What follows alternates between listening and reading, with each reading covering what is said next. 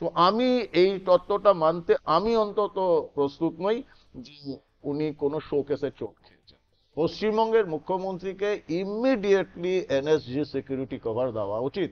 সেখানে ওনার বাড়িতে ডাক্তার থাকবে না, এটা অবিশ্বাস্য ব্যাপার। উনি গাড়িতে করে কেন নিয়ে গেলেন? সে তো ক্ষতি হতেই পারতো। ক্ষতি যে হয়নি কে গ্যারান্টি দেবে? তাহলে কি কেউ অপেক্ষা করেছিল যে ব্লিডিংটা আরো হোক? একজন বয়স্ক মহিলা দরদর করে রক্ত বেরোচ্ছে, আমাদের প্রাথমিক কাজ কি হবে? রক্তটাকে বন্ধ করা। নিজের মতো লোকে পকেটে রুমাল দিয়ে রক্ত বন্ধ করার চেষ্টা করে, সেটা না করে ছবিটাকে তুললো। উনি নিশ্চয়ই তোলেননি, ছবিটাকে তুললো। নমস্কার, ক্যাম্পেন কলিং মিডিয়ায় আপনাদের স্বাগত জানাই। আমি অনন্যা।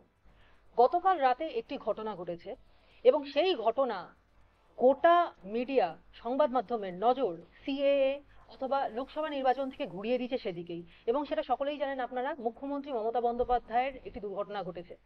এবং এই ঘটনার পেছনে যে খুব মেজর সিকিউরিটি ইস্যু রয়েছে, এই বিষয়টা নিয়ে কিন্তু প্রশ্ন উঠছে। সমস্ত স্তরেই প্রশ্ন উঠছে, রাজনীতিবিদ এবং অন্যান্য স্তরে অন্যান্য মানুষ সকলেরই প্রশ্ন সকলের কাছেই এটা প্রশ্ন যে মুখ্যমন্ত্রীর এত বড় দুর্ঘটনা ঘটলো এবং ঠিক ভোটের আগে এরকম ভয়ঙ্কর দুর্ঘটনা ঘটলো কি করে। এই বিষয়ে আমরা কথা বলবো আজ প্রাক্তন ইন্টেলিজেন্স কর্তা শ্রী দীপাঞ্জন চক্রবর্তীর সঙ্গে। দীপাঞ্জন দা, আপনাকে স্বাগত জানাই ক্যাপ্টেন কলিং মিডিয়ার পক্ষ থেকে। গত রাতে যে দুর্ঘটনা ঘটেছে, মুখ্যমন্ত্রী মমতা বন্দ্যোপাধ্যায় হঠাৎ করে নাকি পড়ে গেছেন এবং পড়ে গিয়ে তার মাথায় একটা গভীর ক্ষত সৃষ্টি হয়েছে এবং তারপরে আপনার একটা পোস্ট আমরা ফেসবুকে দেখতে পেয়েছি যেখানে আপনি খুব মেজর কয়েকটা সিকিউরিটি ইস্যুর কথা তুলে ধরেছেন। এই বিষয়টা নিয়ে আপনার কাছে প্রথম প্রশ্ন করব যে কেন আপনার মনে হলো যে এখানে কোনো রকম সিকিউরিটি ইস্যু হচ্ছে? দেখো, একজন, প্রথমত উনি রাজ্যের মুখ্যমন্ত্রী। আমার পছন্দ হোক বা না হোক, এতে অস্বীকার করার কোনো জায়গা নেই যে গণতান্ত্রিকভাবে নির্বাচিত রাজ্যের প্রশাসনিক প্রধান। দ্বিতীয়ত, উনি একজন সিনিয়র সিটিজেন। তৃতীয়ত, উনি একজন মহিলা। এই তিনটে ব্যাপার নিয়ে কিন্তু ওনার চোট পাওয়া, এই জিনিসটা কিন্তু একটা খুবই গভীর একটা কনসার্নের ব্যাপার, নো ডাউট।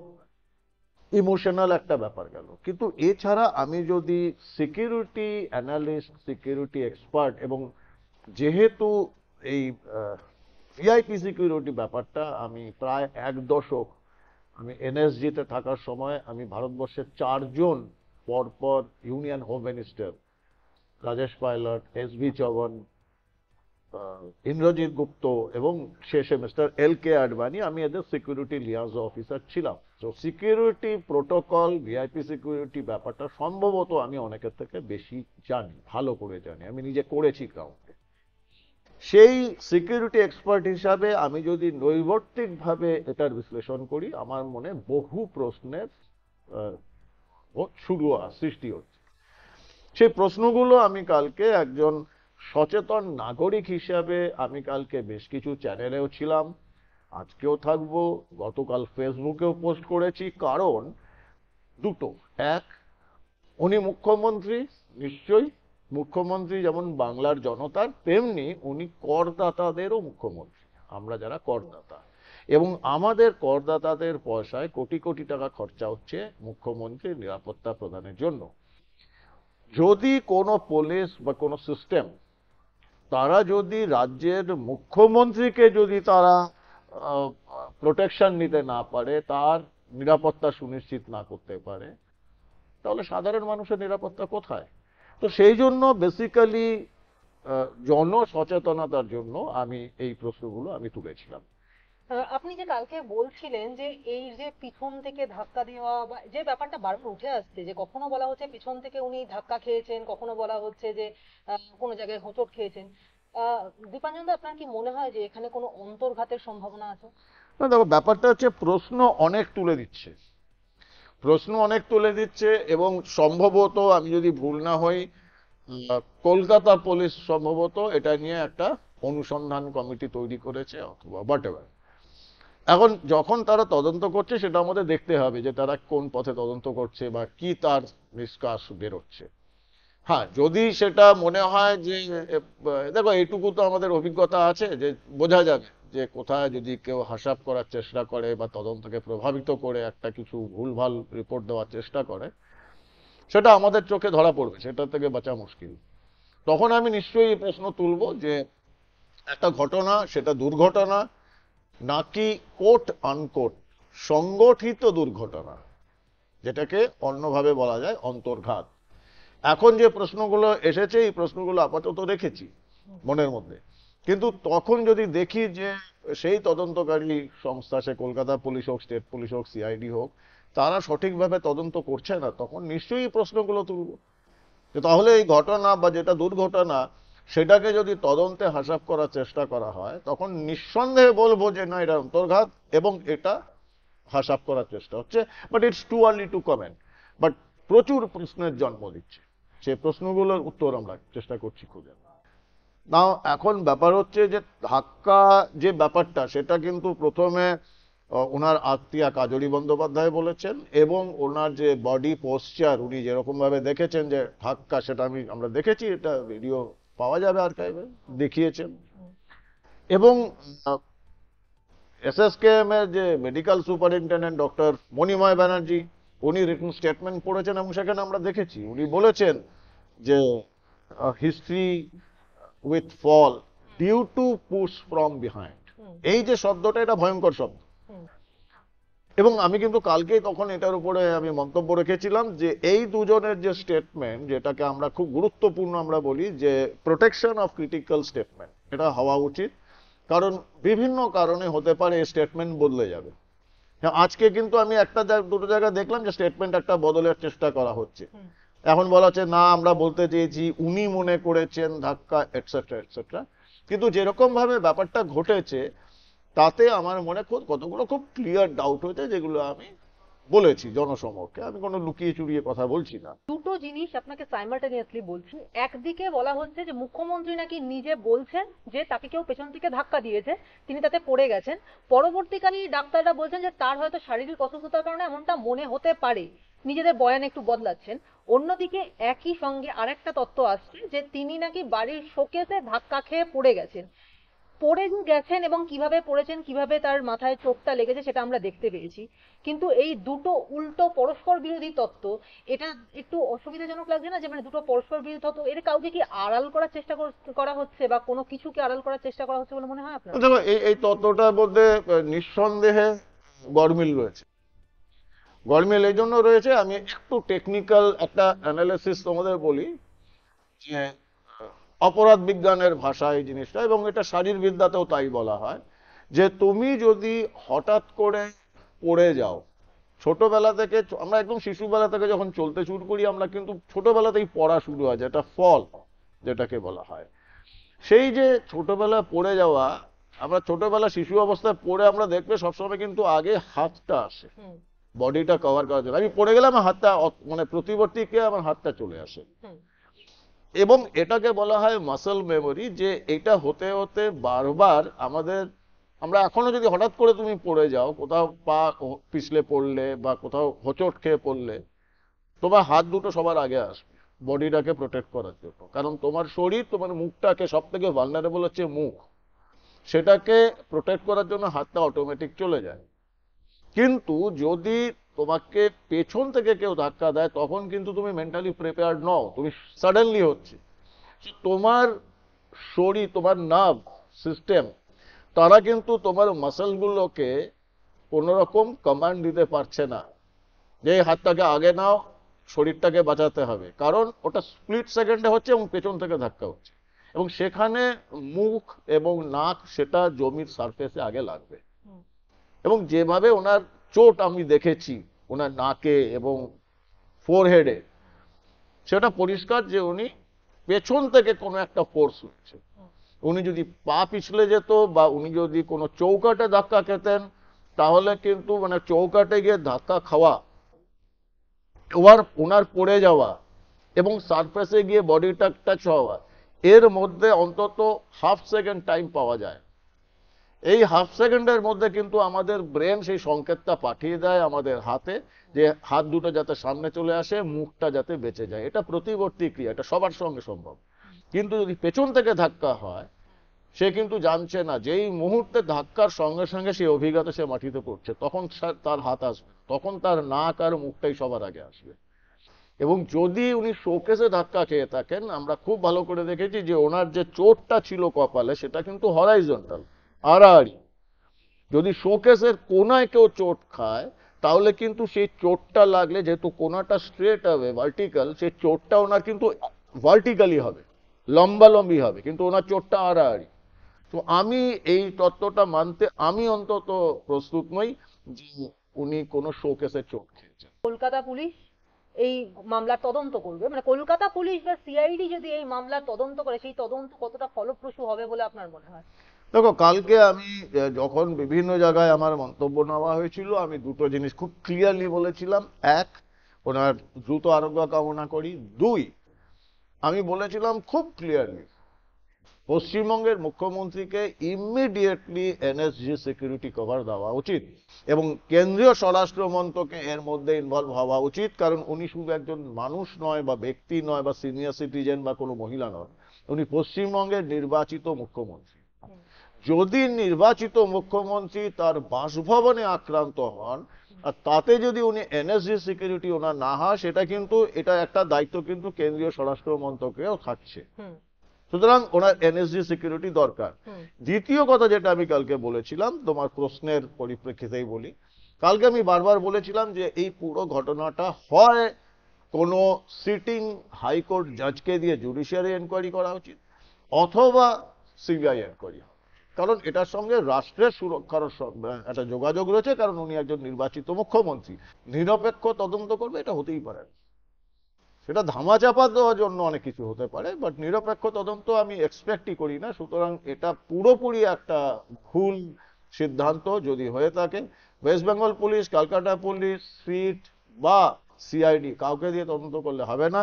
এর সত্য উদ্ঘাটন করতে গেলে হয় অ্যাক্টিং জাজকে দিয়ে জুডিশিয়াল এনকোয়ারি অথবা CBI enquiry.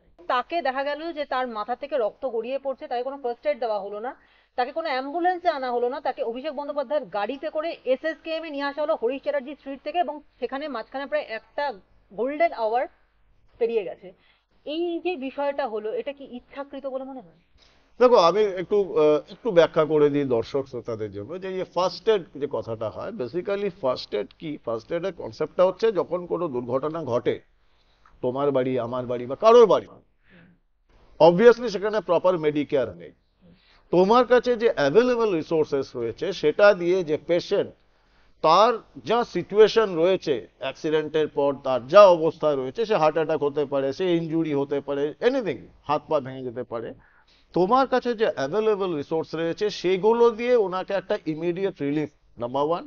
Number two, to ensure কে সিচুয়েশনের আরো ডেটোরেশন, সিচুয়েশন আরো খারাপ অবস্থা যাতে না যায়, ওনার পরিস্থিতি, শারীরিক পরিস্থিতি যাতে আরো খারাপ না হয়, সেটা এনশিওর করা যতক্ষণ প্রপার মেডিকেয়ার না পাওয়া যায়। সেখানে মুখ্যমন্ত্রী যেহেতু জেড প্লাস সিকিউরিটি, যতটুকু আমি জানি সিকিউরিটি প্রোটোকল অনুযায়ী জেড প্লাস সিকিউরিটি, এবং মুখ্যমন্ত্রী ওনার সঙ্গে 24 ঘন্টা একজন ডাক্তার, দুজন নার্সিং স্টাফ, এবং আমি যতটুকু জানি সেটা হওয়া উচিত দুজন এমন ব্যক্তি যাদের ব্লাড গ্রুপ মুখ্যমন্ত্রীর সঙ্গে ম্যাচ করে। তারা কিন্তু এই 5 জনের টিম 24 ঘন্টা ওনার সঙ্গে থাকবে, এবং একটি স্বয়ং সম্পূর্ণ অত্যাধুনিক অ্যাম্বুলেন্স সেটাও সঙ্গে সঙ্গে থাকবে। তিনি বাড়িতে যান, যে কোনো জায়গায় যেতে পারেন বা যে কোনো জায়গাতে, এটা একটা মাস্ট। কিছুদিন আগে সম্ভবত ওনার পরিবারের কারোর একটা বিয়ে ছিল নর্থ বেঙ্গল, এবং উনি নর্থ বেঙ্গলে গেছিলেন, কোন একটি চা বাগানের অতিথিশালায় ছিলেন। তো আমি শুনেছিলাম যে বহু ডাক্তার নর্থ বেঙ্গলে, সে ডাক্তারদের ডিউটি লাগানো হয়েছিল ওখানে ওনার জন্য। সেখানে ওনার বাড়িতে ডাক্তার থাকবে না, এটা অবিশ্বাস্য ব্যাপার।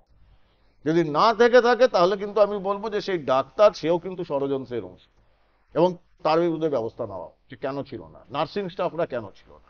নাও coming back to first aid, সেখানে নর্মাল দৃষ্টিতে কি হবে যে ডাক্তার, যেহেতু ডাক্তারও ইমিডিয়েট ফার্স্ট এড করবে, রক্তক্ষরণ বন্ধ করার চেষ্টা করবে, এবং ইমিডিয়েট চেষ্টা করবে যাতে কোনো রকম ইনফেকশন না হয়। কারণ ভুললে চলবে না, ওনার প্রায় 70 বছর বয়স, এবং সম্ভবত ওনার বেশ কিছু অসুস্থতার খবর রয়েছে, আমি জানি না, আই এম নট কনফার্ম।